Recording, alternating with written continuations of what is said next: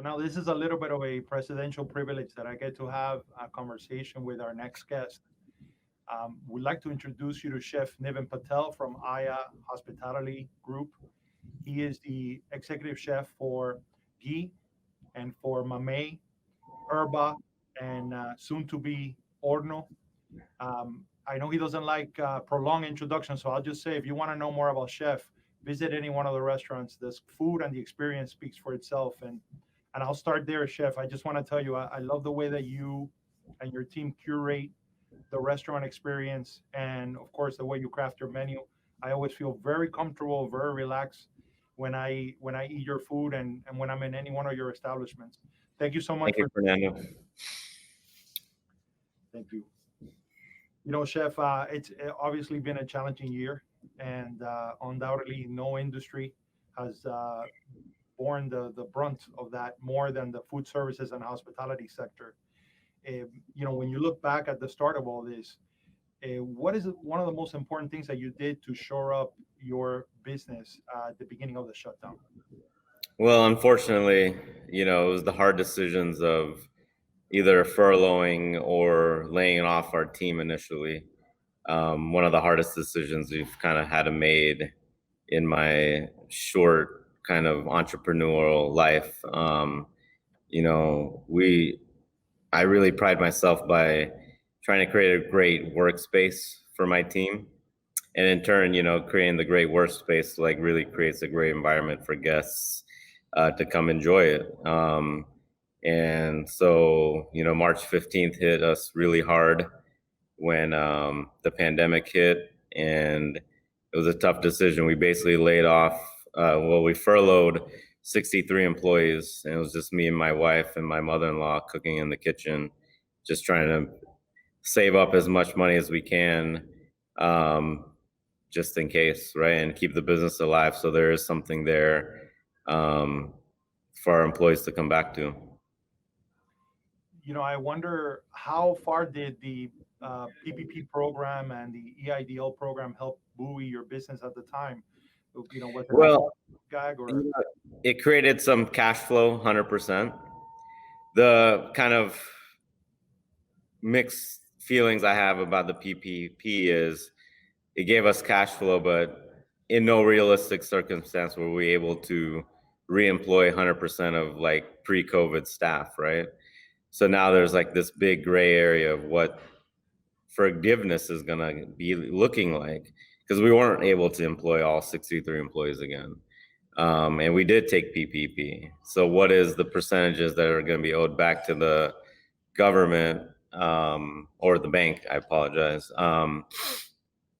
It's still really not set, right? And so we really don't know what the fallout's going to be of that. And as me as a lender, like I feel bad because I like to keep our restaurants and our projects very debt free, and this is like a big number that I really don't know where it's going to come from and how we're going to be repaying it, on what terms. This is really a hallmark year in so many ways because there's so many lessons to be learned, and really so many things to prepare for that were otherwise not in our horizon, at least when we were looking future wise. I know that at that time you had to have a lot of tough conversations with all the stakeholders at every level. I wonder if you could share with us a little bit how important was the relationship between the tenant and landlord to really the survival of your business. There's such a symbiotic relationship there. Yeah, I mean, for me, it's more a partnership than anything with our landlords, and from day one, that's how I've treated it. So when this pandemic hit, it was all about transparency and being very real with the landlords on what we're dealing with and what their expectations should be, and setting ourselves up for success, hopefully, right? So it was more about having conversations about how we get some rent forgiveness versus just deferred to the end of your lease term, which is not going to help any of us out, right? And having real conversations about what sales look like, pre-COVID versus what reality is now, and really creating those barriers where like taking those barriers out and letting them know, like, this is the reality, this is what I can afford. Either take it or leave it, or that's it, right? um and having those like very honest conversations with them, having those honest conversations with them really helped out, instead of having this like silent conversation of not paying rent, not communicating, because some people have done that, and that just like hurts the situation, and just sours it even more. So I think open communication really helped. I wouldn't say it was great. It's still, um, it's a burden on all of us right now still. Of course. I know that as much as it has been a year of turmoil, it's also been a year of new beginnings for you. I know that you and your wife welcome twin girls into your life. God bless you both. Thank you. And I also know that you and your partners decided to move forward with the opening of the new restaurant Mamey, which opened a few weeks ago at the Thesis Hotel in Coral Gables. I wonder, how did you guys make the decision to move forward and open a new venture at a time where there was so much uncertainty? Certainly, a lot more uncertainty then that you perhaps have now. Yeah. And how important was it for you to be working with something new and fresh and creative? Well, yeah, I mean, what we did here at Mamey was very risky. It was a high risk, high reward situation where we really felt good with the space that we creating. We were able to basically like create a space and comfort level that was COVID planned, I would say, right? We were going to open up in March, which was when the pandemic hit. And we decided obviously not to open up then, and then basically redesign. And we redesigned with social distancing in mind. So like table spaced out, and creating an ambience that you're not just feeling like it's an empty restaurant, right? So we added a lot of flowers, like if you see my backdrop, just making it feel very comfortable, but still like a restaurant. Because like for me, the energy comes from this room right here when there's like guests in it, and you hear like conversations and the music, and no one wants to walk into an empty restaurant that feels bare, right? So we were able to create a really good space, and then we felt good, like we could spread out and still kind of create some good revenue numbers. And it's been so refreshing. It actually has been very busy, and people have really appreciated our thought process on creating a comfortable space safely. So now, even with like restrictions kind of opening up, we don't have to change anything. Everything's already spaced. Everything feels good. The governor can make all his crazy decisions if he wants, and we're just going to keep our same business model, right? And that's how we're rolling. But I can say personally, it was a great experience to go to Mamey a couple of weeks ago. I highly recommend all of you to visit it, from the cocktails to the well thought out menu. And really, it's a very comfortable experience, which I felt every time I've gone to Ghee as well. So I know that that's very purposeful. I do want to ask you about something that you pointed out, which is about consumer changing their habits. There's been a lot of talk and a lot of concern about that. The governor, as you mentioned, 2 weeks ago to the day, decided to lift the ban on bars and restaurants. Have the customers come back in full, or do you see any trepidation on their part to reincorporate the restaurant experience into their lives?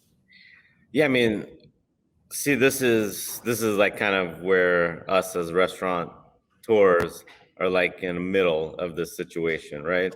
Where the governor and they basically like just lift everything and put it on us to like make the rules.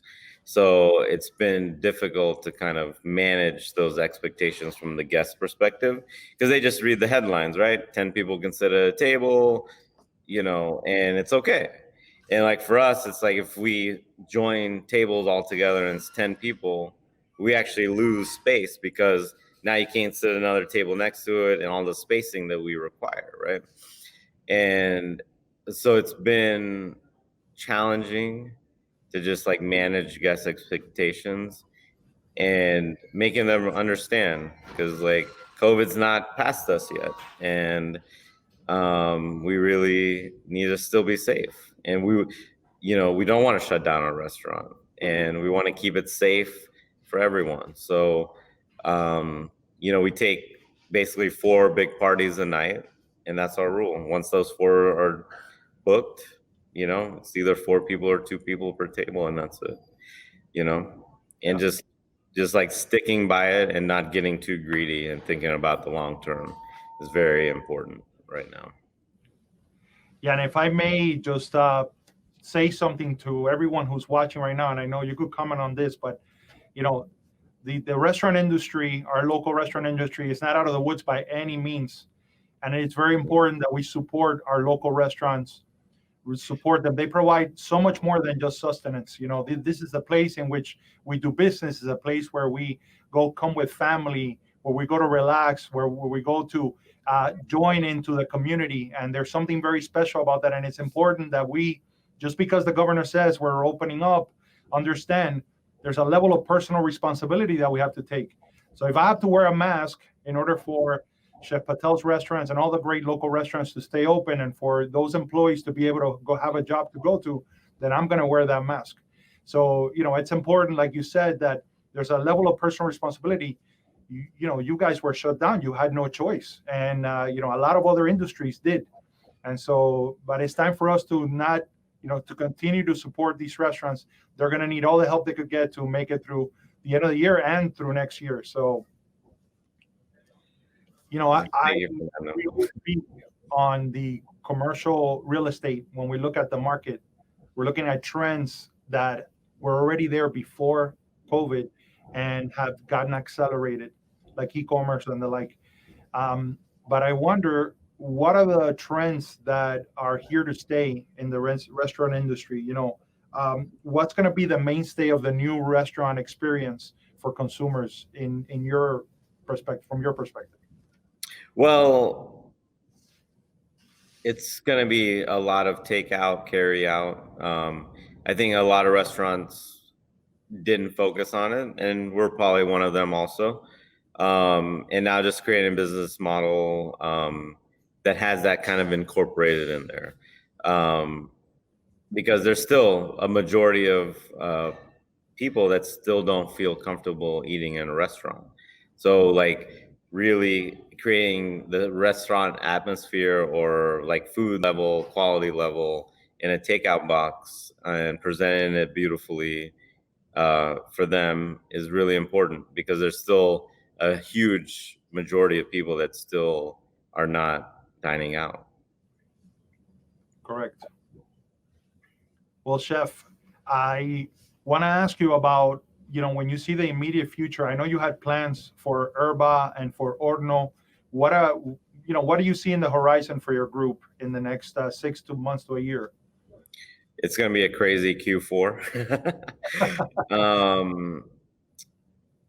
We're optimistic, I would say. The biggest variable is obviously for everyone is COVID. If we do have a second wave, it's going to really, especially our industry, it's going to really hurt it tremendously. Because, like we're on recovery, but there's so many pieces to the puzzle that are broken that we're nowhere near that. And if we're not safe and we have a big spike, that could be crippling to our industry for sure. Yeah. Well, Chef, thank you for taking the time today to join us and to give us your perspective. I wish you guys incredible success. I know you will be. Thank you. The staff is amazing. The experience from top to bottom. So I know that comes from the top, and there's a lot of care that you put into the people that work at your restaurants and the experience that you give to the consumers. Thank you so much for taking time out of your busy schedule. No, thank you. Have a great weekend, guys. Take care. Thank you, Chef. Appreciate it.